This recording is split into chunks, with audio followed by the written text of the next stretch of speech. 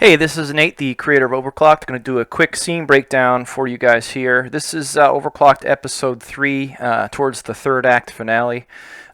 First thing to note is the story is what informs everything else. So, like the outline that I did and the lines that I wrote in a sort of a loose script format to allow for creative flexibility informed the shots I got, and later informed the sound design and music that I used. So first things first is I know what I need to get. So I need to get certain things, and I'll just go ahead and play the scene and talk through it. So here we're building tension because we know there's a bad guy loose, but they don't know that. And then we know that he's coming in on a ship, which is going to be a tough challenge for them. So how are they going to get out of this? Ava's having trouble starting the ship. There's tension building. You always want to add tension whenever you can. These shots are literally my friends flying around and me just capturing coverage of them to then use later on in the edit. Give me some options. You can't be too rigid when you're filming machinima because it's not as easy as filming in real life where you have more control. All right, so Ava got the ship going. Now I need to get coverage of him shooting her, of her running away, and then vice versa later on for when she's shooting him and he's running. I needed an opportunity for her to not get away from him to show how good he is and to keep that pressure on. This was that shot. And then this again is more shots of my friends flying around and me sort of telling them, okay, the Nomad will be chased, stay close so I can get you nice and clear in the shot. And then I needed one more opportunity where she would actually outmaneuver him. Because again, how's she going to get out of this? How's she going to get out of this? Well, she does another maneuver. And boom, he ends up flying right past her. Now she has the advantage.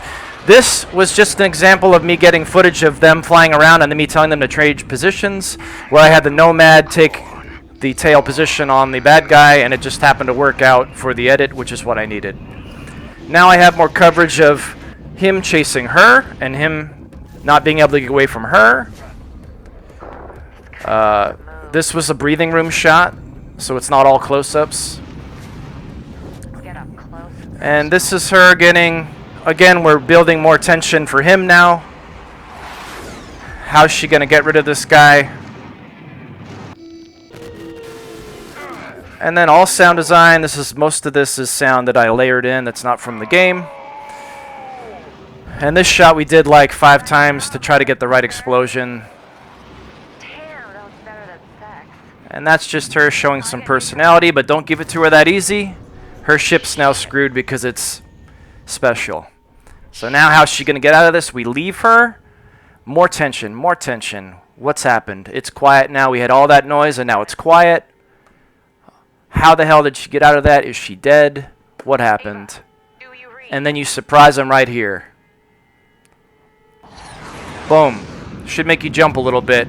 There she is, and she looks cool. There's our hero. We're celebrating. And there's tension between her and Nova from the beginning, and Nova's jealous. And there you go. So you sort of create a fun ride for the audience. The whole point of this was to be fun. The one-liners and stuff like that are supposed to be fun.